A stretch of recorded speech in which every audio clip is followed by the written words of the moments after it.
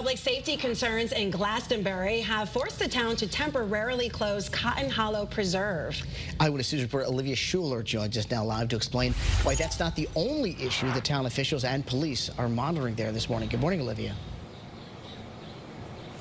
Roger, good morning. Well, let's talk about that first incident first. Now, the town is taking some precautionary measures to make sure that everyone stays safe. However, right now, it is unclear exactly why Cotton Hollow Preserve is shut down. However, there is some good news for people that want to enjoy the sun and the water.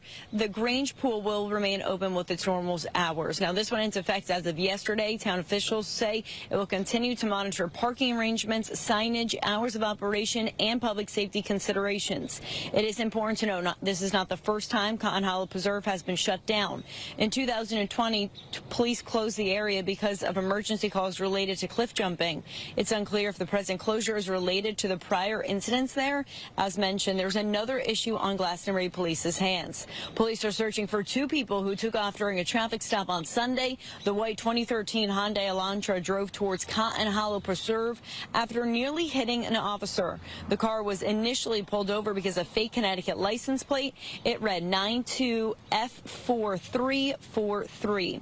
Glastonbury police are asking that you avoid the area of Cotton Hollow Preserve as the area is shut down temporarily. On top of that, Glastonbury police want you to look out for those two individuals who took off on Sunday. If you have any information, you're asked to contact Glastonbury police.